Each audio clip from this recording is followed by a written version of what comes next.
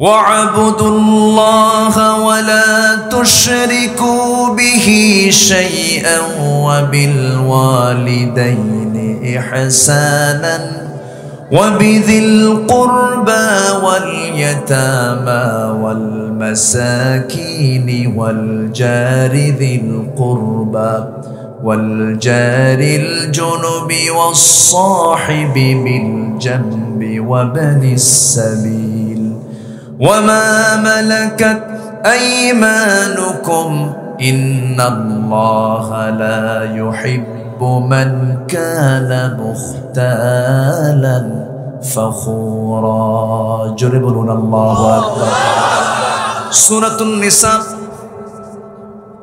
আয়াত নাম্বার 36। এই আয়াতের ভিতরে মহান রব্বুল আলামিন মূলত হক নিয়ে কথা বলেছেন। এখানে তিনটি হকের কথা আলোচনা করা হয়েছে।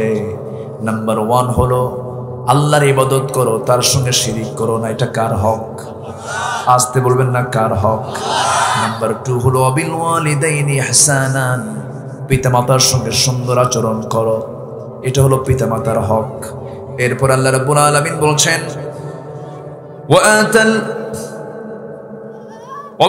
ওয়াবিল ওয়ালিদাইনি ইহসানান ওয়াবিদিল কুরবা ওয়াল ইয়াতামা ওয়াল মাসাকিন। এরপর আল্লাহ তাআলা বান্দার হকের কথা বলেছেন, আত্মীয় স্বজনকে নিয়ে কথা বলেছেন, প্রতিবেশীকে নিয়ে কথা বলেছেন, পথিককে নিয়ে কথা বলেছেন, অধীনস্থ ব্যক্তিদেরকে নিয়ে কথা বলেছেন। অর্থাৎ বান্দার হকের কথা আসছে। এখানে কয়টা হকের কথা আসছে বলেন? 3টা হকের কথা আসছে। একটা হচ্ছে কার হক? আসতে বলবেন না, কার হক? নাম্বার 2 হলো পিতামাতার হক। নাম্বার 3 হলো বান্দার হক। এই 3টা হক যে বান্দা ঠিক রাখবে তার জান্নাতও ঠিক থেকে যাবে। আসুন মূল আলোচনার দিকে আস্তে আস্তে যাচ্ছি। আজকে প্রথম রজনী, আগামীকালকে মাহফিল চলবে, পরশু মাহফিল চলবে। জোরে বলে ইনশাআল্লাহ। আমার জরিপে আমি বাংলাদেশের এমন কোনো উপজেলা নেই, এমন কোনো জেলা নেই যেখানে আমার বিচরণ নাই। আমি গিয়েছি। এই মাহফিল অঙ্গনে প্রায় 24 থেকে 25টি বছর আমি অতিক্রম করছি। প্রায় 24 থেকে 25 বছর যাবৎ এই দেশের বিভিন্ন আনাচে কানাচে মাহফিল আমার যাওয়া হয়। বিগত সময় আমি যত জায়গায় গিয়েছি, একই জায়গায় এত মেহমানের সমাবেশ আমার চোখে পড়েছে। তবে এদেশের ফেমাস মাহফিলের ভিতরে এই মাহফিল অন্যতম। আলহামদুলিল্লাহ, জোরে বলি আলহামদুলিল্লাহ। প্রায় 10 জন মেহমান এই একই ময়দানে কথা বলবেন, এবং এই 10 জন মেহমান এক একটা মাহফিলের তারা চিফ গেস্ট, যাদের সামনে লক্ষ লক্ষ মানুষ থাকে। আমি মনে করি মকসুদপুর বাঁশবাড়িয়া এলাকার মানুষের কিসমতটা খুবই ভালো যে এতগুলো মেহমানকে আপনারা দেখতে পাচ্ছেন। বলি আলহামদুলিল্লাহ, জোরে বলি আলহামদুলিল্লাহ। কিন্তু একটা প্রশ্ন আমি করব, সেটা হলো বাঁশবাড়িয়ার মাহফিল, এই মাহফিলে বাঁশবাড়িয়ার লোক কয়জন? একটা হাত তুলেন তো দেখি। আচ্ছা ঠিক আছে, হাতটা নামান। বলি আলহামদুলিল্লাহ। ঠিক আছে, আছে। তবে আরো থাকার দরকার ছিল, তাই না? জি, সম্মানিত হাজিরিন, সম্মানিত উপস্থিতি, বিশেষ করে আমার রবিউল ভাই কোথায়? আপনি আছেন? সামনে বসে, কাছে আসে। আমার রবিউল ভাই এই মাহফিলটা নিয়ে তার যে মেধা, যে সময় দান, এটা কয়জন লোক করে ভাই? আমি তো মাঝে মাঝে আশ্চর্য হয়ে যাই। তার সমস্ত কর্মকাণ্ড সব ছেড়ে দিয়ে মাহফিলটার পিছনে যে মেহনত, এটার পুরস্কার তিনি এই দুনিয়াতে কারো কাছে চান না। আমি তার যতটুকু কথা বলে আমি টের পেয়েছি, উনি চান এটার পুরস্কার আল্লাহর হাত থেকে তিনি নিতে চান। আল্লাহ তুমি তাকে এই উত্তম কাজের জাযা, আল্লাহ তুমি তোমার নিজ হাতে তুমি আল্লাহ দিয়ে দাও। জোরে বলি আল্লাহুম্মা আমিন। সম্মানিত হাজিরিন, শিরকের গুনাহ মারাত্মক গুনাহ। শিরকের গুনাহ মাফ হবেই না। এটা কার ওয়াদা? এই ঘোষণা কে দিয়েছেন? আল্লাহ বলেছেন দু জায়গায়। আল্লাহ রাব্বুল আলামিন বলেন, ইন্নাল্লাহা লা ইয়াগফিরু আন ইউশরাকা বিহি ওয়া ইয়াগফিরু মা দুনা যালিকা লিমান ইয়াশা। আল্লাহ বলছেন, বান্দারে সকল গুনাহ মাফ হবে, শিরকের গুনাহ আমি কখনো মাফ করব না। আল্লাহ তাআলার কথা, আল্লাহ তাআলার ওয়াদা কখনো ভঙ্গ হয় নাকি? আসতে বলবেন না, ভঙ্গ হয় নাকি? ভঙ্গ তো হওয়ার কথা নয়। আল্লাহ যা বলেন কখনো ওয়াদা ভঙ্গ করেন না। মহান রব্বুল আলামিন নিজেই বলছেন, ইন্নাল্লাহা লা ইউখলিফুল মিআদ। আল্লাহ কখনো ওয়াদা ভঙ্গ করেন না। আরেক জায়গায় শিরকের ব্যাপারে, এই গুনাহ যে কত ভয়ঙ্কর গুনাহ আল্লাহ তাআলা সুন্দর করে আরেক জায়গায় জানিয়ে দিচ্ছেন, ওয়া মান ইউশরিক বিল্লাহি ফাকাদ হারামাল্লাহু আলাইহিল জান্নাহ। যে ব্যক্তি শিরক করবে তার জন্য জান্নাতটা হারাম হয়ে যাবে। নাউজুবিল্লাহ। জান্নাত কি হয়ে যাবে? হারাম হয়ে যাবে। তাহলে আরেকটা হাদিস এসেছে, আল্লাহ তাআলা নিজেই বলেছেন, যদিও নবীজির মুখ থেকে বের হয়েছে কিন্তু আল্লাহর বাণী, এটাকে হাদিসে কুদসি বলা হয়। ও বান্দা, তোমার কত গুনাহ আছে, তোমার গুনাহ দিয়ে যদি আনানাস সামা, আকাশটা যদি ছেয়ে যায়, তোমার গুনাহ দিয়ে যদি বিকরাবিল আরদিল খাতায়া, জমিনটাও যদি ছেয়ে যায়, কোনো সমস্যা নাই। আল্লাহ তো শিরিক বি শাইআন, তুমি আমার কাছে শিরিক মুক্ত হয়ে আসো, আমি তোমার সমস্ত গুনাহগুলোকে মাফ করে আমি তোমাকে জান্নাত দিয়ে দেব। তাহলে যদি গুনার যদি কোনো সমস্যা হয়, তাহলে কোন গুনার সমস্যা বেশি? বলেন, কোন গুনার সমস্যা বেশি? আজকের সাবজেক্টটা কি? শিরক। শিরকের ধারে পাশে যাওয়া যাবে না। শিরকের গুনার ভিতরে আবার দুইটা স্তর আছে, একটা হলো ছোট শিরক, আরেকটা হলো বড় শিরক। শিরকে আকবার, শিরকে আসগার। কিন্তু শিরক কিন্তু কোন অংশেই কোনোটাই কম নয়। তবে কিছু কিছু শিরক আছে, যেরকম দোয়ার মধ্যে শিরক করে, চাইতে গিয়ে আল্লাহ ব্যতীত অন্য কারো কাছে চায়, যেমন বাবার কাছে গিয়ে চায়, মাজারে গিয়ে চায়। আছে না নাই? আসতে বলবেন না, আছে না নাই? আছে। পৃথিবীর কেউ আমার আপনার উপকার করতে পারবেন। আল্লাহ নিজেও বলছেন, বান্দা কারো কাছে দোয়া করো না। ওয়ালা তাদউ মিন দুনিল্লাহি মা লা ইয়ানফাউক। তোমরা আল্লাহ ছাড়া কারো কাছে চেও না, দোয়া করো না, চাইতে যেও না, কারণ কেউ তোমার উপকার করতে পারবে না। আল্লাহ তোমার যদি কোনো উপকার করতে চান, পৃথিবীর কেউ তোমার ক্ষতি করতে পারবে না। আবার আল্লাহ যদি তোমার ক্ষতি করতে চান, লা ইয়ানফাউক, কেউ তোমার উপকারও করতে পারবে না। কিন্তু আল্লাহ ছাড়া চাওয়ার মতো আরো কিছু লোক অন্য জায়গায় আসে না নাই? আসে না নাই? এটা কি ছোট গুনাহ না বড় গুনাহ? বাচ্চা হয় না, চলো যায় বাবার মাজারে, গরু একখান নিয়া, যে গরু নিয়ে যায় সে আরেক বলদ। আসতে বলবেন না, আসে না নাই? আচ্ছা, অভাব নেই। এক গরু যায় আরেক গরুর কাছে। ওয়াসি শুধু আমি পারি নাকি? অস্ত আপনারাও পারেন দেখি। আলহামদুলিল্লাহ। কখনো ওয়াইদাস্তাআনতা ফাস্তাইন বিল্লাহ, চাইতেই হবে সেটা আল্লাহর কাছে চাও।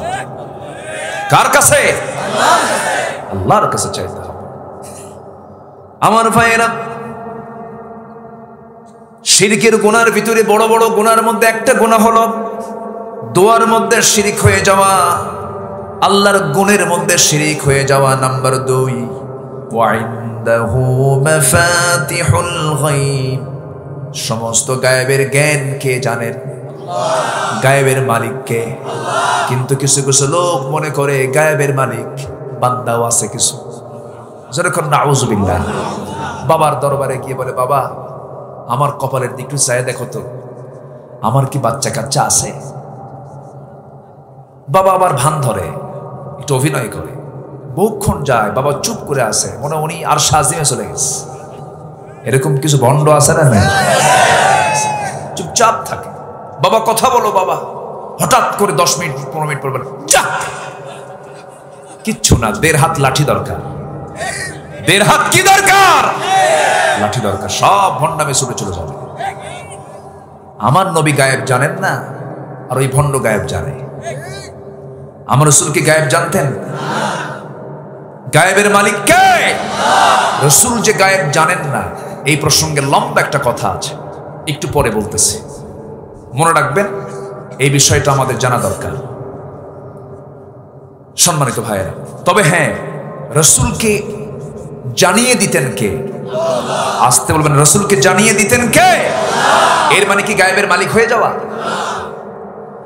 সম্মানিত ভাইয়েরা, মুহাব্বতের ক্ষেত্রে শিরক। কিছু কিছু লোক আছে আল্লাহর চাইতেও, কিছু কিছু বাবা আছে, কিছু কিছু ব্যক্তি আছে খুব মুহাব্বত করে, আছে না নাই? বাবাই আমার সব, এই দরবারই আমার সব। আন্দাদাই ইউহিব্বুনাহুম কাহুব্বিল্লাহ,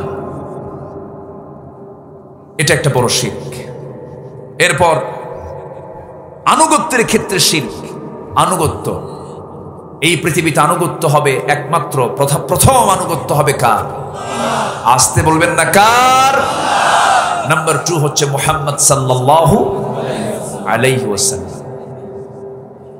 আল্লাহ তাআলা আনুগত্যের ব্যাপারে বলেছেন, ইয়া আইয়ুহাল্লাযীনা আমানু আতিউল্লাহা ওয়া আতিউর রাসূল ওয়া উলিল আমরি মিনকুম فإن تنازعتم في شيء فردوه إلى الله والرسول।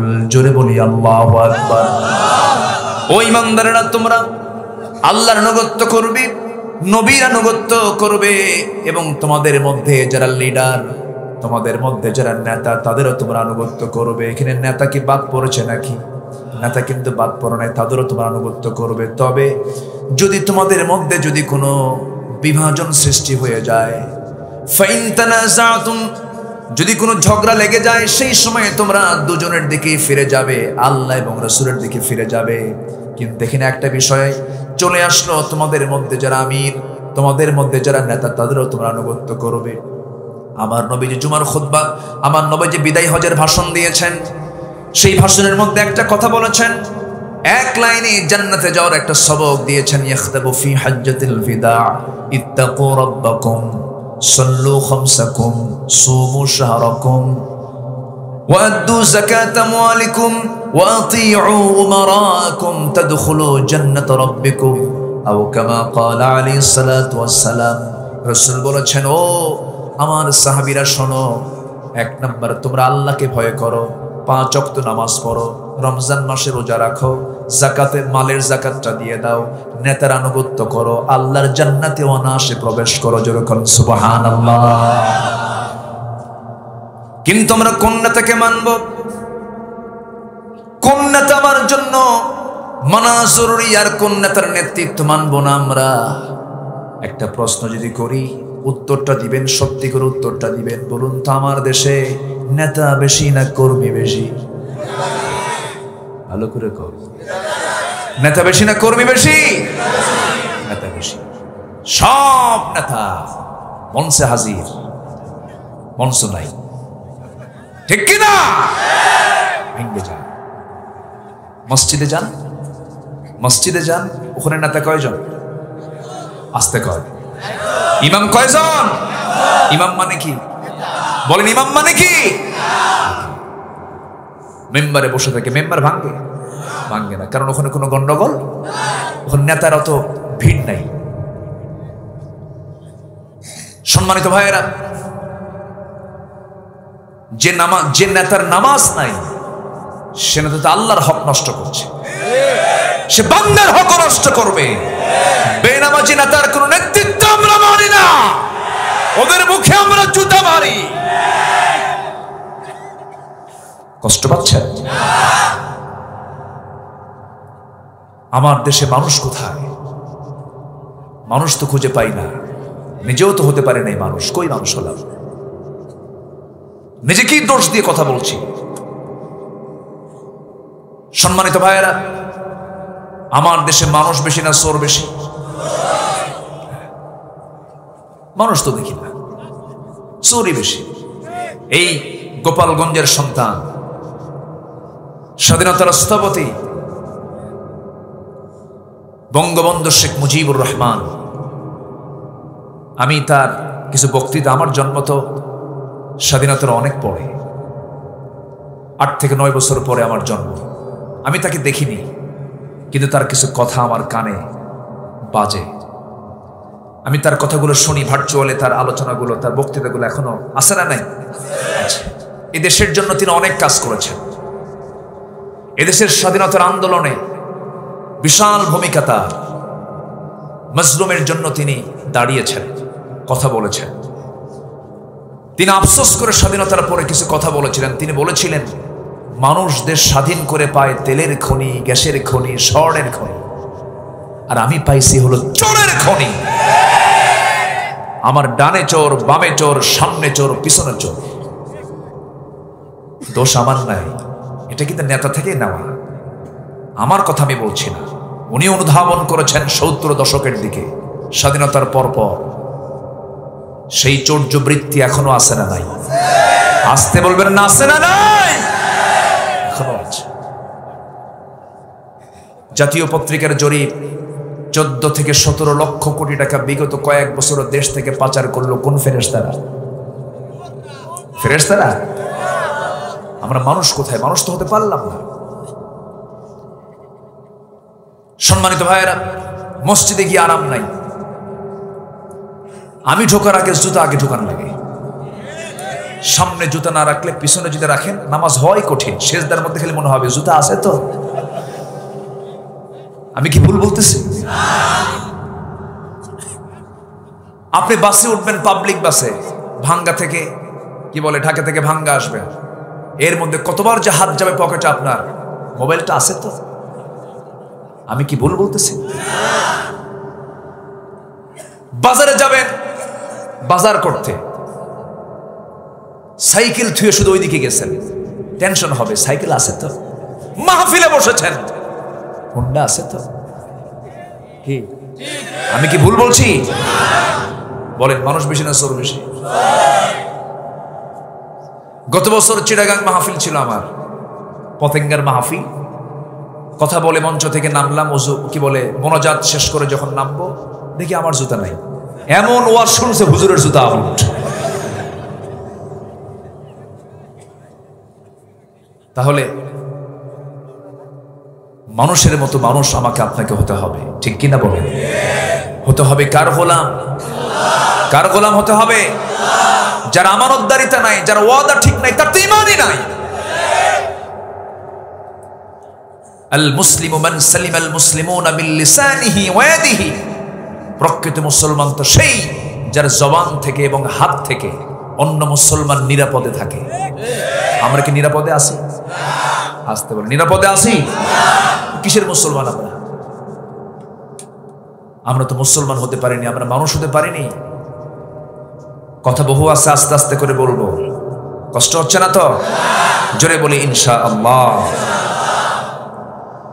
আমার ভাইয়েরা, আরেকটা শিরক হলো, বড় গুনাহ হলো, আল্লাহর অবস্থান নিয়ে কিছু মানুষের চিন্তা হলো আল্লাহ সব জায়গায় তিনি আছেন। না, আল্লাহ আছেন হলো আর রহমানু আলাল আরশিস্তাওয়া। আমার আল্লাহ তাআলা আরশ আজিমের সমাসীন আছেন, কিন্তু তার ইলম সব জায়গায় আছে না নাই? সব তিনি জানেন, সব তিনি বুঝেন, সব তিনি দেখেন, কিন্তু তার নির্দিষ্ট একটা জায়গা আছে আরশ আজিম। আল্লাহ তাআলা সেই জায়গায় তিনি সমাসীন আছেন। আরশ আজিমটা কত বড়! ওয়াসিআ কুরসিয়ুহুস সামাওয়াতি ওয়াল আরদ ওয়া লা ইয়াউদুহু হিফযুহুমা ওয়া হুয়াল আলিয়্যুল আযীম। জোরে বলুন আল্লাহু আকবার। আমার আল্লাহ তাআলার আরশ আজিমটা অনেক বড়, আসমান জমিন বিস্তৃত, বিশাল বড় আরশ আজিম। সে আরশ আজিমটা কত দূর! আল্লাহ বলছেন, বান্দা তুমি যদি আমাকে ভালোবাসতে পারো, আমার সঙ্গে যদি কাউকে না শিরিক করতে পারো, আমি তোমাকে আমার আরশ আজিমের পাশে আমি তোমাকে মেহমান বানায় নেব। জোরে বলি সুবহানাল্লাহ। আমরা কার মেহমান হতে চাই? আসতে বলবেন না, কার মেহমান হতে চাই? আমরা তো মরে যাব ভাই একদিন। আমার রবিউল ভাই থাকবে না, এই যে ওলামা হযরত কেউ থাকবে না, কিসের যশ কিসের খ্যাতি সব একদিন সব শেষ হয়ে যাবে, মুখে মাটি পড়বে। কি পড়বে? মুখে মাটি পড়ে যাবে, কেউ থাকবো না আমরা। কত যত্ন করেছি মাথা থেকে পা পর্যন্ত। দেশের শ্যাম্পু চলে না, সিঙ্গাপুর থেকে নিয়ে আসে। সাবান দেশীয় চলে না, জার্মান থেকে সাবান নিয়ে আসে। পোশাক দেশের পোশাক টেইলার্স দেওয়া হয় না, অন্য দেশের ড্রেস কোড ওই সেই দেশে গিয়ে কাপড় চোপড় বানায় আসে। এমনকি আমার দেশে এমন লোক আছে চুল কাটতে সিঙ্গাপুর যায়, আছে না নাই? কত বিলাসিতা করলাম আমরা, কিন্তু মরে যাব একদিন। এই যে বসে আছি মঞ্চে আমরা, হঠাৎ করে একজনের যদি ইন্তেকাল হয়ে যায়, এই মুহূর্তে একজন মারা গেল, এত হাজার মানুষ সামনে বসে আছেন, কেউ কি বিন্দু পরিমাণ কোনো উপকার করতে পারবেন নাকি? কিচ্ছু করতে পারবেন না। বড় জোর রবিউল ভাই একটা হ্যালো দেবে, উপজেলা স্বাস্থ্য কমপ্লেক্সকে বলবে তাড়াতাড়ি একটা অ্যাম্বুলেন্স পাঠায় দেন, এখানে একটা মানুষ মারা গেছে। এখান থেকে লাশটা নামায় নেবে, চোখের পানি ফেলে ফেলে কাঁদবে। শুধু এতটুকু আমাদের কাজ থাকবে, শুধু অ্যাম্বুলেন্সের ড্রাইভারকে বলবো, ড্রাইভার এই যে লাশটা তোমার গাড়িতে উঠায় দিলাম, যত্নের সাথে পরিবারকে বুঝায়া দিবা। চলে যাবে পরিবারের বাড়িতে, নিজের বাড়িতে পাঠায় দেবে, চলে যাবে লাশ, বাড়ির সামনে হাজির হবে। কিন্তু এমন পরিবার কি বুঝায় দেবে? স্ত্রী এক রাত না গেলে যার ঘুম হতো না, সন্তানগুলো আব্বা আব্বা বলে ডাকতো, কিন্তু এমন পাষাণ স্ত্রী হয়ে যাবে, এমন পাষাণ সন্তানগুলো হয়ে যাবে, লাশটা বাহিরে থেকে ভিতরেও একটা বারের জন্য তুলবে না। বারান্দাতেও স্থান হবে না, বেডরুমেও জায়গা হবে না। আমাকে সোজা নিয়া ওই বাড়ির আঙ্গিনার একটা কোনায় কাপড় দিয়ে আড়াল করে একটু পর্দা সিস্টেম করে চকিতে নিতার দেহটা ফেলে দিয়া লোক ডাকবে, দেখো কে গোসল করায়। সবাই তো পারে না এই সমস্ত কাজ করতে, অনেকে ভয় পেয়ে যায়, অনেকে অজ্ঞান হয়ে যায়। ওই জাতীয় লোকটা চলে আসবে, কেচি দিয়া সেলাইওয়ালা কাপড় চোপড় গুলো কেটে ফেলবে। কি নাই, পকেট নাই, বোতাম নাই, সেলাই নাই, এমন একটা জামার জন্য বলবে যাও বাজার থেকে কিনে নিয়ে আসো। নিয়ে আসবে, একটা টান মারবে, দুইটা খণ্ড হয়ে যাবে। মাথায় বাঁধন, পায়ে বাঁধন দিয়ে দেবে। সামনে লাশটা জানাজার জন্য হাজির হবে। লোকজন আসতে দেরি হচ্ছে, কিন্তু দেরি করা যাবে না। ওই সন্তানটাই বলবে না না, দেরি করা যাবে না, তাড়াতাড়ি দাফন করে দাও। লাশটা পচে যাবে, গলে যাবে, ফুলে উঠবে। আমাকে কেউ রাখবে না, আমি পৃথিবীতে সবচেয়ে বড় বোঝা হয়ে যাব। আমাকে এই দুনিয়া ধাক্কা মেরে কবরে পাঠায় দেবে। কবরে শোয়া দিবি, বাঁশ চাপা দিবি, মাটি চাপা দেবে। বাঁশ বাড়িয়ার বাঁশ কাটবে, কেটে দিয়া বাঁশ চাপা দিয়া, মাটি চাপা দিয়া ওই যে বিদায় দিয়ে আসবে। দিন শেষে আমার বন্ধু কেউ নয়, একমাত্র কেবলমাত্র শুধুমাত্র কে? জোরে বলেন কে? সে আল্লাহর কাছেই যখন ফিরে যাব আমরা। আল্লাহর হক নষ্ট করা যাবে না। আল্লাহর হক নষ্ট হয় কখন? যখন বান্দা কি করে? বলেন বলেন বলেন। আজকের সাবজেক্টটা কি বলেন? শিরিক করা। শিরিক না করা, শিরিক করব না আমরা। শিরিকের ধারে পাশে আমরা যাব না। শিরিক করলে জান্নাতটা হারাম হয়ে যাবে, জান্নাতের গন্ধ কখনো পাওয়া যাবে না। শিরিকের কিছু ব্যাখ্যা আমরা এর মধ্যে থেকে শুনতে পেলাম। আর একটা শিরিক হলো বিচারের ক্ষেত্রে শিরিক করা। বিচারের ক্ষেত্রে যে বান্দা আল্লাহর আইন ছাড়া অন্য কোনো কিছু দিয়ে বিচার করবে, সে শিরিকের কাজ করে ফেললো। এমন আকাম কুকাম তো আমার দেশের নাই। আসতে বলে আছে না নাই? রসুলকে খুব ভালোবাসে, খুব রসুলকে খুব মহব্বত করে। দরুদ পরে চোখের পানি ফেলে ফেলে কান্দি, কিন্তু রসুলকে শুধু নামাজে মানতে চায়, রসুলকে শুধু মিষ্টি খাওয়াতে মানতে চায়, রসুলকে শুধু সুন্নত নামাজে মানতে চায়, রসুলকে শুধু নখ কাটতে নিয়ে মানতে চায়, কিন্তু রসুলকে রাষ্ট্র পরিচালনায় রাজনীতির ময়দানে মানতে চায় না। সবচেয়ে বড় প্রতারক এরা, ঠিক কিনা? রসুলকে মানতে হবে এক জায়গায় না সব জায়গায়? এক জায়গায় না সব জায়গায়? সব জায়গায় মানতে হবে। রসুলকে এক জায়গায় মানলে শুধু হবে না। মা আতাকুমুর রাসূলু ফাখুযুহু ওয়া মা নাহাকুম আনহু ফান্তাহু রাসূল যা কিছু নিয়ে এসেছেন সব তোমরা গ্রহণ করো, যা কিছু নিষেধ করেছেন তা থেকে নিজের জীবনকে তোমরা মাইনাসে রাখো। ওই সমস্ত কাজের ক্ষেত্রে তোমরা যেও না। বিচারের ক্ষেত্রে যারা আল্লাহর বিধানকে না মানবে, অন্য কোনো বিধানকে মানবে, আল্লাহ তাআলা তাদের ব্যাপারে বলেছেন ওয়ামান লাম ইয়াহকুম বিমা আনজালাল্লাহ ফাউলাইকা হুমুল কাফিরুন ফাউলাইকা হুমুল ফাসিকুন। আছে না নাই? আল্লাহর দেওয়া বিধান অনুযায়ী যারা বিচার কার্য ফয়সালা করবে না, সূরা মায়েদা পড়েন, সূরা মায়েদার 40 নম্বর আয়াত, যারা এই সমস্ত কাজগুলো করবে তারাই হলো কাফির, তারাই হলো ফাসিক, তারাই হলো জালিম। এই তিনটা গালি মোল্লা কইছে না আল্লাহ কইছে? এই গালি কে দিয়েছেন? আমি কি করব? আল্লাহ যা বলছেন আমি তো তাই বলবো, ঠিক কি না?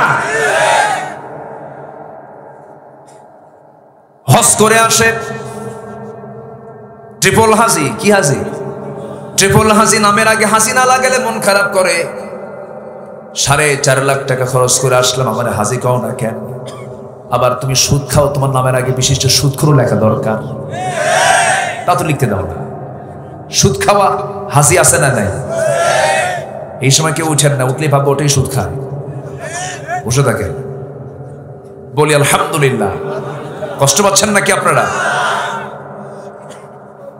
আমার বন্ধুগণ, কোন হককে নষ্ট করা যাবে না। এখানে কিন্তু মূলত শিরিক না করা হলো কার হক? বলেন কার হক? আর শিরিক করলে পরে হক নষ্ট হলো না ঠিক থাকলো? নষ্ট হয়ে গেল। আল্লাহ বলছেন বান্দারে আমার আইন ছাড়া কোন আইন চলবে না। বান্দা কয় না, আমি একটা আইন খারাপ করছি। কি কথা বলছেন ভাই? এটা কি হয়ে গেল? শিরিক হয়ে গেল।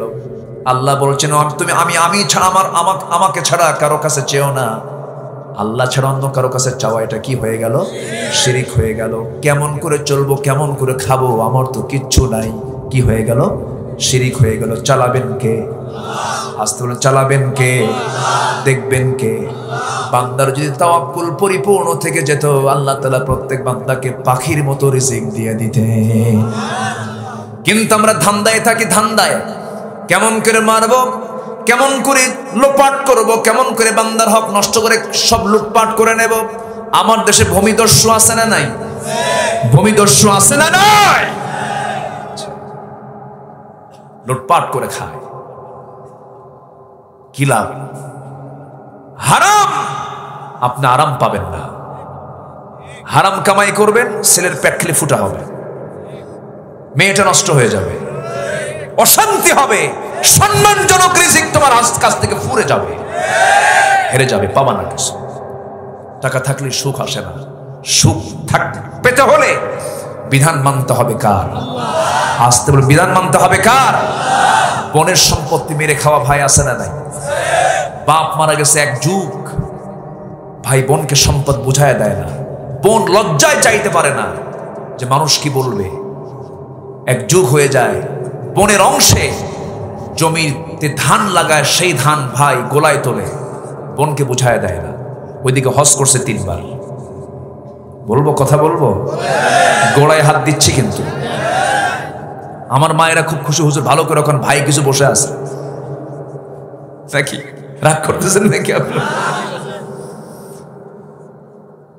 চিন্তা করা যায়। আবার মাঝে মাঝে দাওয়াত দেয় ভাই, বোনকে বছরে 2-3 বার দাওয়াত দিয়া বাড়িতে নিয়ে এসে দাওয়াত টাওয়াত খাওয়ায়, পোলাও কোরমা, দই মিষ্টি, সুন্দর সুন্দর খাবার টাবার খাওয়ায়া মাঝে মাঝে পাশে বসা একটু ওয়াজও করে। বোন শোনো, তুমি তো আমার বোন, আমি তোমার ভাই, আব্বা মারা গেছে, তুমি কিছু জমি পাও এটা ঠিক, কিন্তু একটা কথা বলি বোন, কি অংশ নিলে কিন্তু ধ্বংস হয়। কি ওয়াজটা দিল দেখে। এটি কি কোরআন থেকে আসা না শয়তান থেকে আসা? কি থেকে আসা? শয়তান থেকে আসা। যা পাবে দিয়ে দিবে, হক আদায় হলো, আপনার জান্নাত দখল হলো। জোরে বলে সুবহানাল্লাহ। কোনো হক নষ্ট করা যাবে না, কোনো হক লঙ্ঘিত, কোনো গুনাহ নিয়ে কবরে যাওয়া যাবে না, ঋণ নিয়ে যাওয়া যাবে না। দোকানদার বাকি দিতে নিয়ে মুসলমানের দোকানে কেন লেখা থাকবে বাকি চাহিয়া? লজ্জা দিবেন না? এটা আমার কাছে কেমন যেন মনে হয়। মুসলমানের দোকানে তেমন কথা আসার কথা ছিল না, বরঞ্চ বাকি দেওয়ার জন্য দোকানদার পেরেশান হওয়ার কথা ছিল। কারণ আপনি কাউকে দান করবেন, যে সবটা পাবেন, কাউকে ঋণ দিবেন তার চাইতে 18 গুণ সব বেশি পাবেন। আজকে সমাজে ঋণটা বন্ধ হওয়ার কারণে সুদটা চালু হয়ে গেছে। কিন্তু ঋণ দিবেন কেমনে? ঋণ দেওয়া মানে বিপদে পড়ে যাওয়া, ওয়াদা তো ঠিক নাই। যে টাকা ঋণ দেয় সেই বিপদে না, যে নেয় সেই বিপদে, যে দেয় সেই বিপদে। সম্পর্ক যদি নষ্ট করতে চান, সবচেয়ে প্রিয়জনের সঙ্গে যদি সম্পর্ক নষ্ট করতে চান, একটু টাকা দিবেন, সম্পর্ক শেষ। লেনদেন করবেন, সম্পর্ক শেষ হয়ে যাবে। রাসূলকে প্রশ্ন করা হলো, ইয়া রাসূলুল্লাহি মাতাস সাআ, কিয়ামত কখন হবে? রাসূল বললেন, ইদা উদিআতিল আমানা, যখন আমানতদারিতা নষ্ট হয়ে যাবে, আমানত যখন সমাজ থেকে উঠে যাবে, তখন কিয়ামত চলে আসবে। এই লক্ষণ এখন আছে না নাই? আবার যখন দেখতে পাবে মূর্খরা চেয়ারে বসে গেছে, নেতার চেয়ারে বসে গেছে, তখন দেখবে এটা কিয়ামতের আলামত। এখন নাচনে যারা অশ্লীল নাটক সিনেমা করে, যাদের চরিত্র বলতে কিচ্ছু নাই, এলেম কালামও নাই, তারা এমপি ইলেকশনও করে, ঠিক কি না? আছে না? কোন হিরো না কি জানো, চিন্তা করা যায়। কষ্ট পাচ্ছেন আপনারা? দুনিয়ার কিছু হয়তো লাভ নাই, আমাকে হতে হবে দুনিয়ার হিরো না, আখিরাতের হিরো। আখিরাতের হিরো। আমার বন্ধুগণ, ঋণ আপনি দিবেন কাকে? ঋণ দিয়েছেন আপনি, বিপদে পড়ে গেছেন, চাইতে গেছেন, ভাই টাকাটা কখন দিবা? অমুক দিন আসো, সেই দিনও গেছেন, দেয় না। তারপরের দিন গেছেন, তাও দেয় না। শেষে সর্বশেষ দিন যে যখন বলছেন, ভাই তুমি সত্যি করে বলো তো, আমাকে টাকা দিবা নাকি? লোকজনের সামনে কিছু বসা, চোখটা লাল বানায় বলতেছে, আমার কি কোনো দাম নাই? এতগুলো লোকের সামনে টাকা চাও? চাও, আমি টাকাই দেবো না। আসে না নাই? রাগের ঠেলায় জবাবে বলে, আল্লাহ তুমি সাক্ষী থাকো, এই লোকের কাছে আর জীবন আমি টাকা চাবো না, যা তোর থেকে টাকা আদায় করবো হাসরের দিন। জবাবে এখন ওই লোক বলে, লম্বা ডেট পাইলাম। কি ডেট পাইছে? এই হচ্ছে আমাদের ইমানের হালত। আলোচনা চালাই, জোরে বলি ইনশাআল্লাহ। কোন গুনাহ মাফ হবে না? শিরক করো না, বিদআত করো না, আল্লাহ ছাড়া কারো কাছে মাথা নত করো না। শিরক করো না, বিদআত করো না, আল্লাহ ছাড়া কারো কাছে মাথা নত করো না। পীরের পূজা, গোরের পূজা ইসলামেতে নাই, তবু মানুষ আল্লাহ ছাড়া মাথা যেন আয়। পীরের পূজা, গোরের পূজা ইসলামেতে নাই, তবু মানুষ আল্লাহ ছাড়া মাথা যেন আয়। আল্লাহর কোরআন নবীর হাদিস ছাড়া কিছুই মেনো না। শিরক করো না, বিদআত করো না, আল্লাহ ছাড়া কারো কাছে মাথা নত করো না। শিরক করো না, বিদআত করো না, আল্লাহ ছাড়া কারো কাছে মাথা নত করো না। জোরে বলি আমিন। শিরকের ধারে পাশে আমরা যাব না, জোরে বলি ইনশাআল্লাহ। হক আদায় করবো সবার আগে কার? ইবাদত করবো কার? সূরা নিসার 36 নম্বর আয়াত আল্লাহ বলছেন, ওয়াবুদুল্লাহ, আমার ইবাদত করো, ওয়ালা তুশরিকু বিহি শাইআন, আমার সঙ্গে কোনো শিরিক করো না, শিরিকের ধারে পাশে যেও না। ইবাদতটা কি?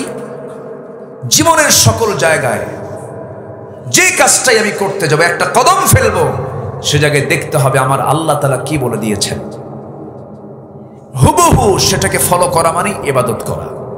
যে ইসলামের নখ কাটার বিধান আছে, সেই ইসলামে কোনো কিছুকে বাদ পড়েছে? আসতে বলেন, কোনো কিছুকে বাদ পড়েছে? আমার ভাইয়েরা,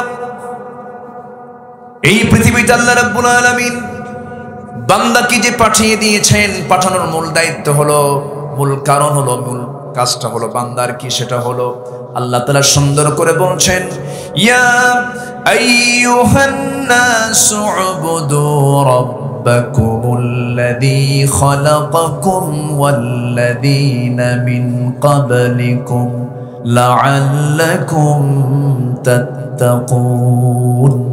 হে মানব মণ্ডলী, তোমরা সেই মহান রবের গোলামি করো যিনি তোমাদেরকে সৃষ্টি করেছেন, তোমার পূর্বের সকল মানুষকে সৃষ্টি করেছেন। সেই মহান রবের তোমরা গোলামি করো, ইবাদত করো। সেই ইবাদতই আংশিক করবে না, পুরোপুরি তোমাকে দাসত্ব মানতে হবে। নামাজে মানবে, তুমি সমাজে মানবে না। সমাজে কোরআনকে মানবে না, নামাজে কোরআনকে মানবে। তুমি মুনাফিক হয়ে গেছো, ঠিক কিনা বলেন? এমন লোক সমাজে আছে না নাই? শিরক করো না, বিদআত করো না, আল্লাহ ছাড়া কারো কাছে মাথা নত করো না। আবার এই জায়গায় আরেকটা কবি সুন্দর করে বলছেন, ও নামাজি কোরআন দিয়ে নামাজ পড়ো, সমাজ কেন গড়ো না। কোরআন দিয়ে নামাজ পড়ো, সমাজ কেন গড়ো না। আছে না নাই? আছে, আছে, এরকম আছে। আচ্ছা, কোরআন কি শুধু নামাজের জন্য আসছে? সমাজ গড়ার জন্য কোরআন ভূমিকা আছে না নাই? আচ্ছা, সম্মানিত ভাইয়েরা, ইবাদতের ভিতরে মূল একটা ইবাদত হলো 5 ওয়াক্ত নামাজ। কয় ওয়াক্ত নামাজ? 5 ওয়াক্ত নামাজ। আজকে আমি যদি আপনাকে একটা প্রশ্ন করি, বলুন এই যে লোকজন যায় কেন? এই যে বসেন না, একটু বসেন না, একটু মেহেরবানি করে বসুন, একটু ধৈর্য ধরুন। মাহফিলের এক একটা শ্রোতা হচ্ছে বাগানের ফুলের মতো। যদি একটা ফুল কমে যায়, একটা ফুল যদি কমে যায়, বাগানের সৌন্দর্য বাড়ে না কমে? সৌন্দর্য নষ্ট হয়ে যায়। আপনি ওঠার কারণে মাহফিলের সৌন্দর্য নষ্ট হয়ে যাওয়া মানে কি জানেন? এটা আপনার জন্য একটা বিপদ। আমি যাব না, জোরে বলে ইনশাআল্লাহ। মাহফিলে বসে যদি মজা না পাওয়া যায়, কোরআন শুনে যদি মজা না পাওয়া যায়, সেজদা দিয়ে যদি তৃপ্তি না পাওয়া যায়, কোরআন তেলাওয়াতে যদি মজা না পাওয়া যায়, ভাবতে হবে দিলের মধ্যে শয়তান বড় ওয়াসওয়াসা দিয়ে যাচ্ছে। ফিফা ওয়ার্ল্ড কাপ হলো, রাত 3টার দিকে খেলা, ওযু কইরা তাহাজ্জুদের নিয়তে খেলা বসতে শুরু করছে। আছে না নাই? 90 মিনিটও গোল হয় না, আরো 30 মিনিট, তাও সমস্যা নেই। চাচার বয়স 70, তাও দেখা যায় যুবকের মতো দেখে। আছে না নাই? ওখানে মজা পাবেন, মাহফিলে মজা পাবেন না। ভাবতে হবে শয়তান বড়টা ধরছে। সম্মানিত ভাইয়েরা, ইবাদতের মূল হচ্ছে নামাজ। সবাই কি নামাজ পড়তে রাজি আছি? বাঁশবাড়িয়া 100% এই মাহফিলের ফলাফল আমি এটাই দেখতে চাই। বাঁশবাড়িয়ার প্রত্যেকটা ফ্যামিলি প্রত্যেককে 5 ওয়াক্ত নামাজ পড়বে। 100% নামাজির গ্রাম হবে বাঁশবাড়িয়া। কি বলেন আপনারা? 5 ওয়াক্ত নামাজ পড়বেন। কারা কারা একটু হাত উঁচু করে দেখান, জোরে বলি ইয়া আল্লাহ। আমাদেরকে 5 ওয়াক্ত সালাত আদায় করার তৌফিক তুমি আল্লাহ দিয়া দাও। জোরে বলি আমিন, আরো জোরে আমিন। হাত নামান। নামাজকে ছেড়ে দেওয়া যাবে? নামাজ তো পড়বই আমি, কিন্তু নামাজ তো মুনাফিকরাও পড়ে, নামাজ তো মুশরিকরাও পড়ে।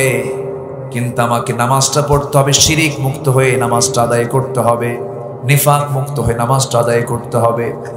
আমার বন্ধুগণ, আমি যদি বিশ্বাস করি মানুষ গায়েবের খবর জানে, আমার শিরিক হয়ে গেল। ইভেন আমার রাসূল পর্যন্ত শিরিক, আমার রাসূল পর্যন্ত গায়েব জানতেন না। রাসূল গায়েবের খবর কোনো জানতেন না। একটা প্রেক্ষাপট আমি বলতে চেয়েছিলাম, সেই দিকেই চলে যাচ্ছে। আমার নবীজির জীবনে সবচাইতে বড় শত্রুতা করেছে হলো মুনাফিক চক্র। সেই মুনাফিক আজকের সমাজে আছে না নাই? আছে। মুনাফিককে চেনার জন্য আল্লাহ তাআলা একটা পৃথক সূরা দিয়েছেন, সূরা মুনাফিকুন। আগামীতে যদি সুযোগ হয় মুনাফিকুন থেকে কথা হবে। মুনাফিক কারা? মুনাফিকের 1 নম্বর চরিত্র হলো আল্লাহু ইয়াশহাদু ইন্নাল মুনাফিকিনা লাকাযিবুন। মুনাফিকদের 1 নম্বর চরিত্র হলো মুনাফিকরা উঠতে বসতে মিথ্যা কথা বলে, এমন লোক তো বাংলার জমিনে নাই। আসতে বলবেন না, আছে না নাই? মুনাফিকদের শাস্তি সবচাইতে কম না বেশি? এই মুনাফিকদের দ্বারা আমার নবীজি আক্রান্ত হয়েছেন বারবার। নবীজি যে গায়েব জানতেন না, গায়েবের মালিক জানলাম, বান্দা যে গায়েবের মালিক নয়, এই কথাটা প্রমাণ করার জন্য এই বিষয়টা আমি উপস্থাপন করতে চাচ্ছি।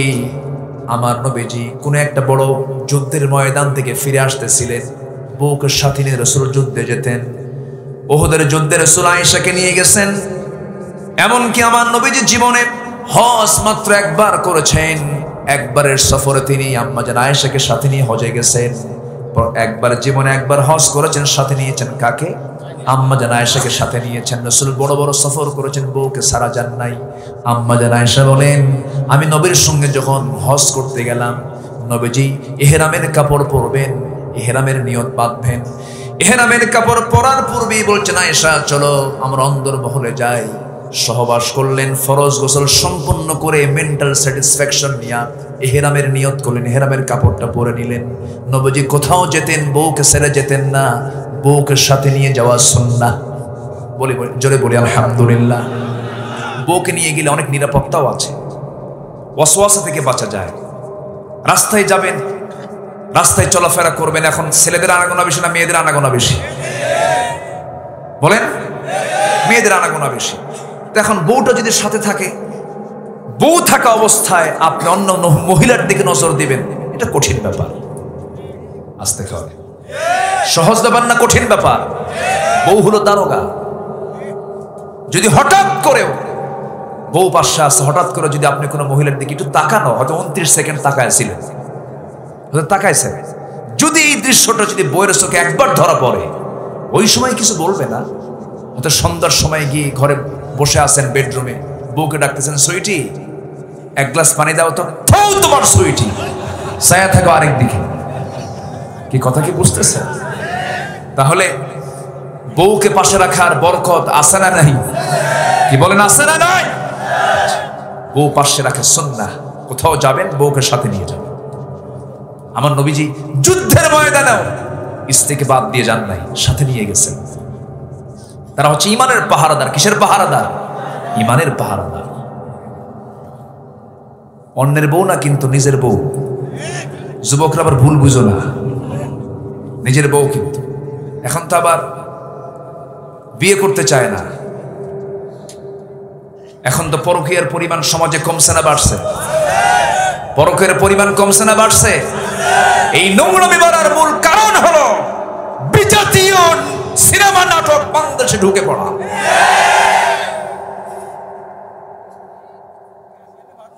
যে নাটকে একটা নারীর দেহে কোনো কাপড় থাকে না, যে সিনেমায় একটা নারীর দেহে কোনো কাপড় থাকে না, কি সিনেমা না নোংরামি? সিনেমা না নোংরামি? নোংরামি। আজকে অবাধ ভাবে চলছে এগুলো, নোংরামি চলছে। তারাই সেলিব্রিটি যারা আগে বাচ্চার মা হয়, এরপরে বিয়ে হয়, এরপরে গায়ে হলুদ হবে। আছে না নাই? আছে না নাই? এই সমস্ত অপসংস্কৃতির মুখে আমরা থুতু মারি, এগুলোকে আমরা মানি না। আমাদের মডেল হচ্ছেন মুহাম্মদ সাল্লাল্লাহু, আমাদের মডেল হচ্ছেন আসিয়া আলাইহিস সালাতু ওয়াস সালাম, আমাদের মডেল হচ্ছেন আয়েশা সিদ্দিকা রাদিয়াল্লাহু তাআলা আনহা। আল্লাহু আকবার বলেন। আমার নবীজি স্ত্রীকে সাথে নিয়ে চলতেন। ভালোবাসা কাকে বলে রাসূল বুঝিয়ে দিয়েছেন। আমার নবীজি বসে আছেন, আম্মাজান আয়েশা সিদ্দিকা রাদিয়াল্লাহু তাআলা আনহা এক গ্লাস দুধ, উটের দুধ রাসূল খুব পছন্দ করতেন। উটের দুধ একটু লবণ লবণ লাগে, খাইছেন কিনা জানি না, খাইছেন তো? উটের দুধ কিন্তু হজম করা খুব কঠিন ব্যাপার, ভালো শক্তিশালী পেট দরকার। তো আমি মক্কায় গেলেই মাঝে মাঝে একটু পান করার চেষ্টা করি, সুন্নাহ আদায় করার চেষ্টা করি। তো উটের দুধ রাসূল খুব রাত্রেবেলা খেতেন। আম্মাজান আয়েশা সিদ্দিকা এক গ্লাস উটের দুধ রাসূলের সামনে হাজির করলেন। আমার নবীজি বলছেন, আয়েশা আমি আগে খাবো না, তুমি আগে খাও। আমি বারবার তাকে খাওয়ানোর চেষ্টা করতাম, কিন্তু রাসূলকে আমি কোনোদিন আগে খাওয়াতে পারিনি। আমি আয়েশা গ্লাসটা হাতের মধ্যে নিয়ে আমি যখন দুধ পান শুরু করতাম, রসুল ঘাড়টা একটু নিচু করে দেখতেন, আমি আমার ঠোঁটটা গ্লাসের কোন জায়গায় লাগাই। আমি যেই দিকে ঠোঁটটা লাগাতাম আমার নবীজি সেই দিকে ঠোঁটটা লাগাতেন। আমি যখন খাওয়া শেষ করে দিয়ে রসুলকে দিতাম, আমার নবীজি বলতেন, আয়েশা তুমি খেয়েছো নাকি? হ্যাঁ হুজুর আমি খেয়েছি, একটু আছে দাও আমাকে। নবীজি আস্তে করে মুস্কি হাসি মেরে বলতেন, আয়েশা কোন দিকে ঠোঁট লাগিয়েছ আমি কিন্তু দেখে নিয়েছি। সেই দিকে ঠোঁটটা লাগায় তিনি দুধ পান করতেন। আম্মা জান আয়েশা বলেন, নবীজি ছাগলের গোশত পছন্দ করতেন। ছাগলের দুম্বা, ছাগলের গোশতগুলো নিয়ে রসুলের সামনে হাজির করতাম, বলতাম হুজুর আপনি খাওয়া শুরু করে দেন। আম্মা জান আয়েশা বলেন, রসুলকে দিতাম কিন্তু রসুল আমার দিকে ঠেলে দিতেন। আমি গোশতগুলো না খেয়ে হাড়গুলো খেয়ে খেয়ে রেখে দিতাম। নবীজি আমার চুষে খাওয়া সেই হাড়গুলো রেখে দিতাম, সেই চুষে খাওয়া হাড়গুলো আমার নবীজি চুষে চুষে খেতেন। আমার বন্ধুগণ, মোহাব্বত তো ইসলাম শিখিয়ে দিয়েছে, কিন্তু সেই মোহাব্বত আজকে ঘরে আসে না, বটতলা। মোহাব্বত কোথায় গেছে? প্রেম মোহাব্বত তো ঘরের মধ্যে হবে, স্বামী স্ত্রীর মধ্যে হবে। যুবকরা আজকের মাহফিল আমি লক্ষ্য করছি, যুবকদের অবস্থানটাই আজকে বেশি, যুবকরা বেশি এসেছ। যুবকদের জন্য আমি 3টা মেসেজ দিয়ে যাব। যুবকরা 3টা কাজ তুমি করবে, জীবনের কোনো জায়গায় তোমার রিজিকের কোনো ঘাটতি হবে না। আল্লাহ তাআলা তোমার রিজিকটা ডাবল ডাবল করে দিবেন। জি আলহামদুলিল্লাহ। যুবকরা শুনবে না? কি শোনার আগ্রহ আছে? আমার ভাইয়েরা, বলছিলাম নবীর কথা। আম্মা জান আয়েশা কি যুদ্ধের ময়দানে নিয়ে গেছেন। যুদ্ধ শেষে আমার নবীজি অভিযান শেষ করে ফিরে আসতেছিলেন। ফেরার পথে আমার নবীজি ওই সময় সাহাবে কেরামকে বলেন, সাহাবীরা শোনো, এই যে হাজার হাজার সৈন্য তোমরা আছো, 2-1 তো বাদ পড়ে যেতে পারে। আমি সাফওয়ানকে দায়িত্ব দিলাম, সাফওয়ান শোনো, তুমি সবার শেষে তুমি আসবে। যদি কেউ বাদ পড়ে যায়, সেই বাদ পড়া লোকগুলোকে তুমি যত্ন করে মদিনা পর্যন্ত পৌঁছায়া দিবা। আম্মা জান আয়েশা ওই সফরে ছিলেন। নবীজি রওনা দিলেন। রওনা দিতে দিতে চলতে চলতে হঠাৎ করে পথিমধ্যে শৌচকার্যের প্রয়োজন হলো, প্রকৃতির চাপ চেপে আসলো। আম্মা জান আয়েশা বলছেন, উটটা থামায় দাও, হাওদাটা উটের পিঠ থেকে নামায় দাও, পালকিটা নামায় দাও। পালকি নামায় দেওয়া হলো। দায়িত্বপ্রাপ্ত সাহাবী তাকে অত্যন্ত পর্দার নিয়ম রক্ষা করে তাকে আড়ালে নিয়ে চলে গেলেন। তিনি আড়ালে চলে গেলেন, শৌচকার্য সম্পূর্ণ করলেন। শৌচকার্য সম্পন্ন করে হাজত শেষ করে তিনি আসতে একটু বিলম্ব করলেন। এসে দেখেন সেই পালকিও নাই, হাওদাও নাই, উটটাও নাই, সবাই চলে গেছে। কেউ তার সামনে, কোনো মানুষজন কেউ নাই, কোনো সাহাবীরাও নাই। দেরি হলো কেন? ওই জায়গায় তিনি গিয়েছেন, তিনি গলার হার একটা ধার করা গলার হার তিনি নিয়ে এসেছিলেন। সেই হারটা তার গলা থেকে পড়ে যায়। আবার তিনি খুঁজতে গেছেন, খুঁজতে গিয়ে দেরি হয়ে গেছে। এইদিকে দায়িত্বপ্রাপ্ত সাহাবী তিনি আম্মা জান আয়েশা হাওদার মধ্যে আসেন এটাই মনে করেছেন, মনে চলে আসছেন। তিনি এত চিকন ছিলেন যে পালকির মধ্যে থাকলেও যে ওজন, না থাকলেও সে ওজন।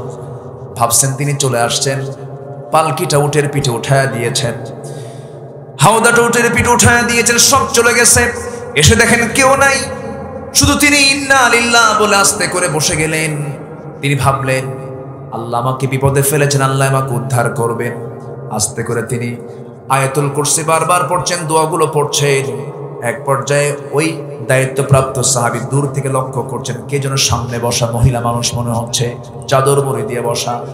দূর থেকে লক্ষ্য করলেন, অনুমান করতে পারলেন না কে। কাছাকাছি যখন চলে এসেছেন চিনতে পেরেছেন এটা আম্মা জান আয়েশা সিদ্দিকা রাদিয়াল্লাহু তাআলা আনহা। চিনতে পারলেন এই জন্য কারণ পর্দার আয়াত নাযিলের পূর্বে আম্মা জান আয়েশাকে ওই সাহাবী দেখেছিলেন, এই জন্যই তাকে চিনতে পারলেন। এরপরে বলছেন, আম্মা জান আয়েশা আমি আপনাকে চিনতে পেরেছি, কোনো টেনশন করবেন না।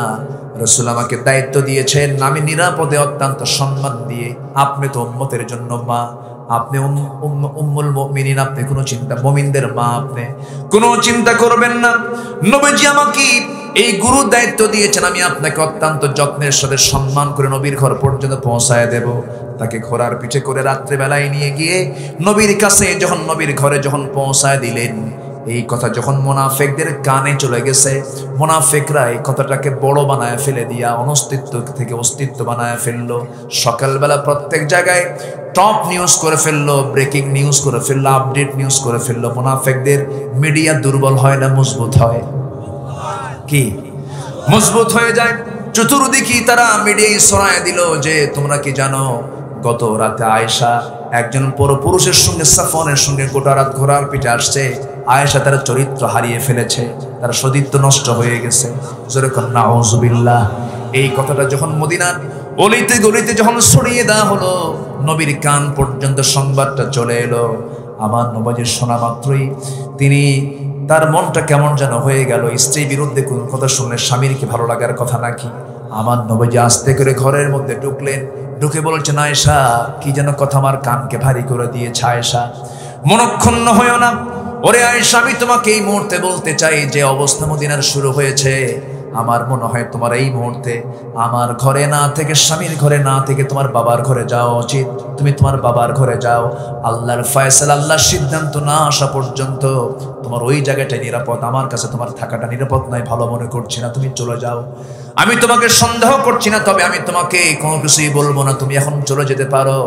এই কথা যদি স্বামীর মুখ থেকে কোনো স্ত্রীর সামনে যদি কোনো স্বামী বলে ফেলে, স্ত্রীর সেই সময় মনে হবে আসমান যেন ভেঙে পড়েছে। আম্মা জান আয়েশা এই কথা শোনা মাত্রই বলে ফেললেন, ইয়া রাসূলুল্লাহ, আপনি শুধু আমার স্বামী নন, আপনি আমার শুধু স্বামীর পরিচয় আপনার শুধু নয়, আপনি বিশ্ব নবী, আপনি আল্লাহর রাসূল। আপনি আমাকে হুকুম করেছেন, অবশ্যই আমি মানবো। আমি আমার বাবার ঘরে চলে যাচ্ছি, তবে একটা কথা, ইয়া রাসূলুল্লাহ, মন খারাপ করা যাবে না। আমার বিয়ের ফয়সালা কিন্তু দুনিয়াতে হয় নাই, আমার বিয়ের ফয়সালা হয়েছে আসমানে। আল্লাহ নিজে আমার বিয়ের প্রস্তাব দিয়েছেন। জোরে করে সুবহানাল্লাহ। বেহেশতের রুমালে করে আমার ছবি জিবরিল আমিন আপনার সামনে হাজির করে দিয়েছেন, এরপরে আমার বিয়েটা হয়েছে। ঠিক আছে, আমি চলে যাচ্ছি আমার বাবার বাড়ি, তবে একটা কথা বলে যাই হুজুর, আপনাকে আমি বলছি, আমি এই বিষয়ের বিচার কারো কাছে চাইলাম না, যিনি আমার বিয়ের ফয়সালা করেছেন তার কাছে আমি চাইলাম। জোরে করে সুবহানাল্লাহ। আমার নবী যদি গায়েব জানতেন তখন কি বলতেন? যদি তিনি গায়েব জানতেন তাহলে বলতেন আয়েশা সব মুনাফিকদের বানানো কথা, ভিত্তিহীন বিষয়, বিশ্বাস করো না, কিচ্ছু হয় না, তুমি থাকো, বলতেন না? এখন বলেন রাসূল কি গায়েব জানতেন? রাসূল কি গায়েব জানতেন?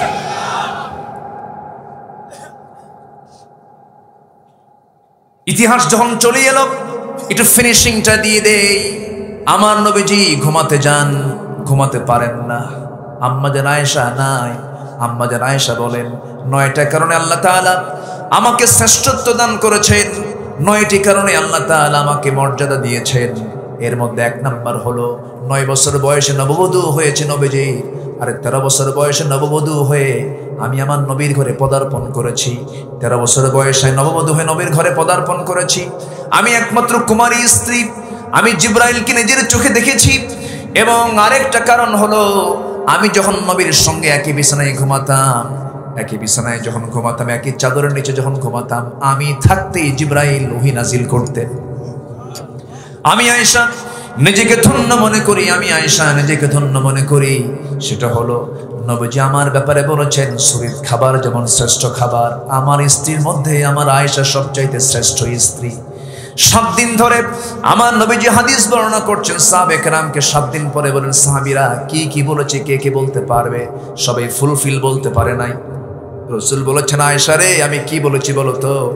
7 দিনের প্রত্যেকটা কথা, প্রত্যেকটা হাদিস ফার্স্ট টু লাস্ট সব বলে দিয়েছেন, একটা শব্দ বাদ পড়ে নাই। জোরে বলি সুবহানাল্লাহ। আম্মা জান আয়েশা সিদ্দিকার মতো একজন দামি মানুষ, কি পরিমাণ ষড়যন্ত্র করলো মুনাফিকেরা।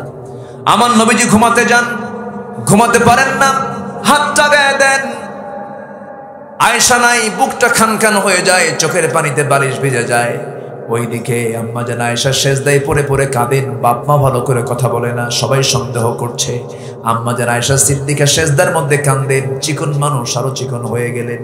কিন্তু আমার নবীও কাঁদেন, আয়েশাও কাঁদেন, সাহাবীরাও দেখে দেখে কাঁদে। আর মুনাফিকরা কি হাসে? এরকম মুনাফিক হাসার মতো লোক এখনো আছে না নাই? আসতে বলবেন না, আছে না নাই? মুনাফিকরা হাসে সাময়িক, কিন্তু মুনাফিকদের জন্য কান্না আছে না নয়? অবশ্যই কান্না আছে। আম্মা জান আয়েশা বলেন, আমি নিজেকে ধন্য মনে করি, নবীজি তার শেষ বিদায়টা তিনি দুনিয়া থেকে নিয়েছেন আমার ঘর থেকেই।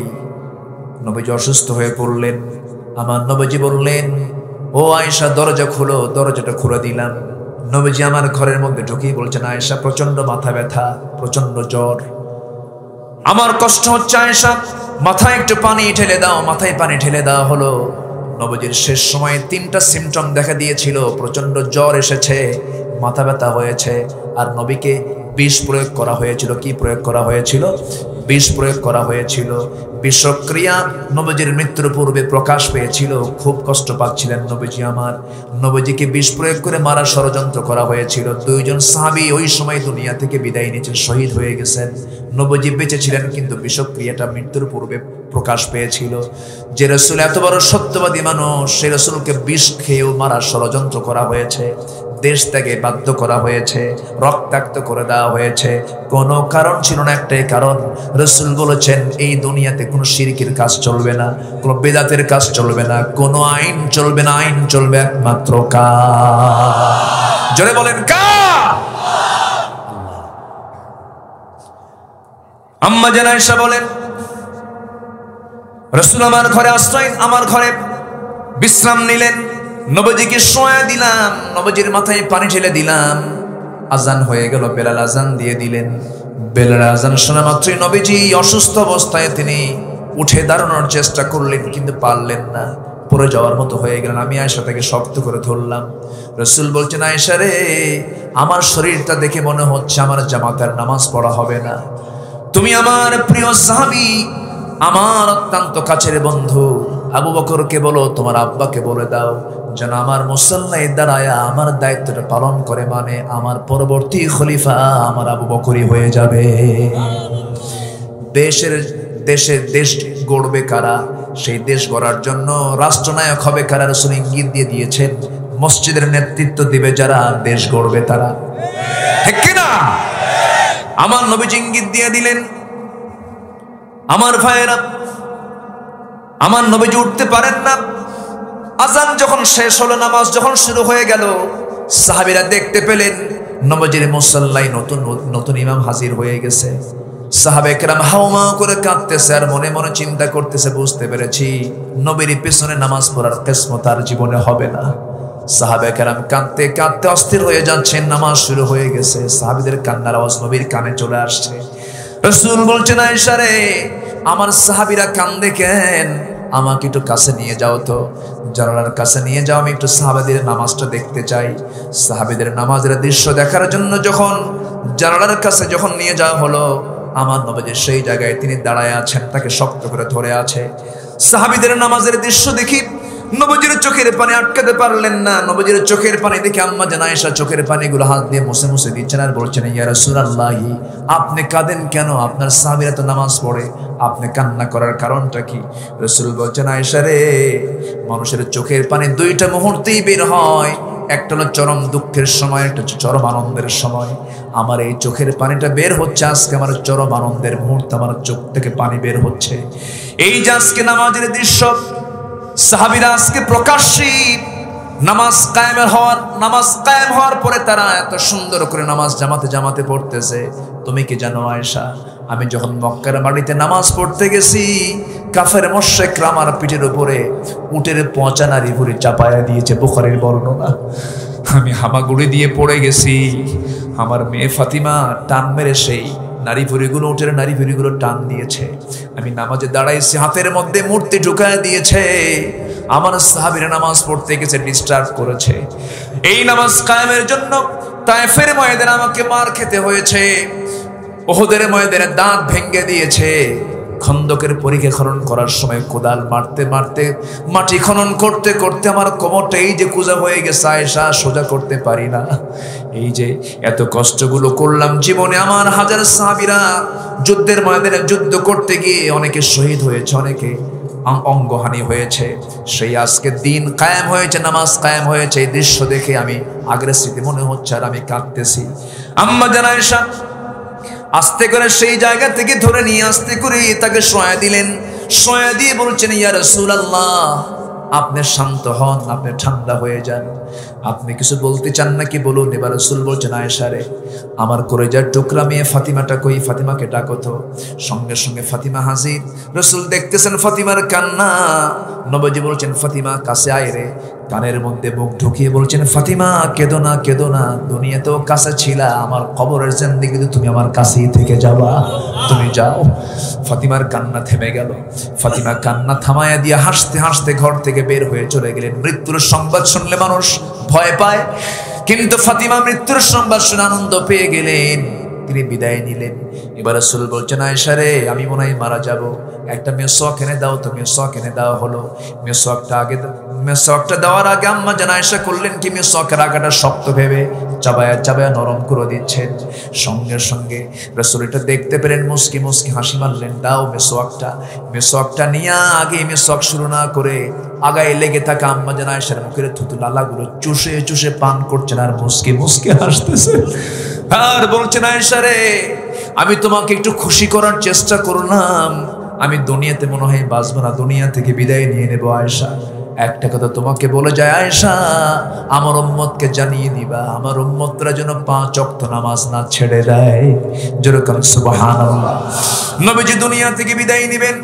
আম্মা জান আয়েশা বলেন, আমি নিজেকে ধন্য মনে করি, আমার নবীজি আমার সঙ্গে শেষ কথা বলেছেন, আমার মুখের লালা তিনি খেয়ে দুনিয়া থেকে বিদায় নিয়েছেন। এবং রাসূল যখন মারা যান, আমার উরুতে মাথা রেখে রাসূল দুনিয়া থেকে বিদায় নেন। আমি আমার হাতে নবীজির চোখটা নিচের দিকে নামায়া দিয়েছি। রাসূল দুনিয়া থেকে বিদায় নিয়েছেন। আমি আয়েশা নিজেকে ধন্য মনে করি, আমার নবীজি আমার ঘরটাই হয়ে গেছে আমার নবীজির মাকবারা, কবর। আমার ঘরেই তাকে সমাহিত করে দেওয়া হয়েছে। আমার বড় শখ ছিল নবীর সঙ্গে আমি থেকে যাব, আমি আমার রাসূলের পাশে শুয়ে থাকবো। কিন্তু ইসলামের বড় একজন খলিফা ওমরে ফারুক তিনি যখন শখ করলেন তিনি নবীর সঙ্গে থাকতে চান, আমি আমার জায়গা বড় একজন খলিফাকে দান করে দিয়েছি। সেই আম্মা জান আয়েশাকে নিয়ে মুনাফিকেরা বড় ষড়যন্ত্র করলো। এই ষড়যন্ত্রের সবশেষ ফলাফল হলো, আমার নবী অপেক্ষার প্রহর গুনছেন আল্লাহ তাআলা কি জানাবেন। তাহলে এখান থেকে একটা বিষয় স্পষ্ট হলো, গায়েব যদি আল্লাহ ছাড়া কাউকে মানতে যায়, সে ব্যক্তি বড় শিরকের মধ্যে চলে গেল। গায়েবের মালিকটা কে? আল্লাহ। আসতে বলবেন না, কে? শিরকের কাছে আমরা যাব না, জোরে বলি ইনশাআল্লাহ। আমরা চাইবো গায়েবের মালিকের কাছে। কার কাছে যাবো আমরা? আল্লাহর কাছে আমরা যাবো। আমার ভাইয়েরা, ফলাফল কি হলো? আম্মা জান আয়েশা তো বাবার বাড়ি, আমার নবীজি পৌঁছে না, তিনি রাতগুলো পার করতেছেন, কষ্ট পাচ্ছেন, মুনাফিকরা হাসতেছে। কিন্তু এক পর্যায়ে আল্লাহর পক্ষ থেকে হকটা প্রকাশ পেয়ে গেল, ওহী নাযিল হয়ে গেল, রাসূলকে জানানো হলো, ইন্নাল্লাযীনা জাউ বিল ইফকি উসবাতুম মিনকুম। হে রাসূল, আপনার স্ত্রীর ব্যাপারে যে সমস্ত কথাগুলো বলতেছে সম্পূর্ণ ভিত্তিহীন বানোয়াট কথা, আয়েশার কোনো দোষ নাই। আম্মা জান আয়েশা বলেন, আমি নিজেকে ধন্য মনে করি, আল্লাহ তাআলা আমার শানে কয়েকটা আয়াত নাযিল করে দিয়েছে। জোরে বলেন সুবহানাল্লাহ। নবীজি দৌড় মেরে চলে গেলেন শ্বশুর বাড়ি। গিয়ে বলছেন, শাশুড়ি কি? আমার শাশুড়ি আম্মা, আমার আয়েশাটা কোথায়? আমার আয়েশা কোথায়? আমার আয়েশা কোথায়? দৌড় মেরে মেরে ভিতরে খুঁজে খুঁজে বের করলেন। আম্মা জান আয়েশা কথা বলছেন না, একটু অভিমান করে আছেন। মেয়েদের মধ্যে অভিমান কম না বেশি? বলেন, কম না বেশি? একটু আদর পেতে চায়, একটু ভালোবাসা পেতে চায়। এই সিচুয়েশন যখন হলো, নবীজি এসে বলছেন, আয়েশা আমি চলে এসেছি, একটু কথা বলো। কোনো কথা তিনি বলছেন না। এবার বলছেন, আয়েশা রে, আল্লাহর পক্ষ থেকে তোমাকে উদ্দেশ্য করে আল্লাহ তাআলা আয়াত নাযিল করে দিয়েছেন। ওরে হুমায়রা, তুমি কোথায়? ও লাল টুকটুকে মহিলা, তুমি কোথায়? কথা তিনি বলছেন না, একটু অভিমান করে আছেন, তার চোখে পানি। রাসূল বলছেন, আয়েশা, হুমায়রা রাগ করো না। এবার তিনি জবাবে বলছেন, আমি কারো প্রশংসা করি না, আমি ইব্রাহিমের আল্লাহর প্রশংসা করি। কার আল্লাহর প্রশংসা করি? ইব্রাহিমের আল্লাহ। রাসূল মুস্কি হাসি মেরে বলছেন, আয়েশা, তোমার রাগ এখনো কমে নাই, তুমি সোজা চলে গেছো ইব্রাহিমের আল্লাহর কাছে। আল্লাহু আকবার বলেন। তাদের রাগটাও ছিল কত বিজ্ঞচিত রাগ। রাসূল বলেন, চলো চলে যাই। আমার রাসূল হাসতেছেন, আয়েশাও হাসতেছেন, সাহাবীরা হাসতেছে, মুনাফিকদের হাসি বন্ধ হয়ে গেছে। আজকে যারা হাসতেছে ওরা একদিন কাঁদবে, ঠিক কি না? ওদের মুখে মাটি পড়বে। জোরে বলি ইনশাআল্লাহ। হকের বিজয় কে দিবেন? আসতে বলবেন না, কে দিবেন? সম্মানিত ভাইয়েরা,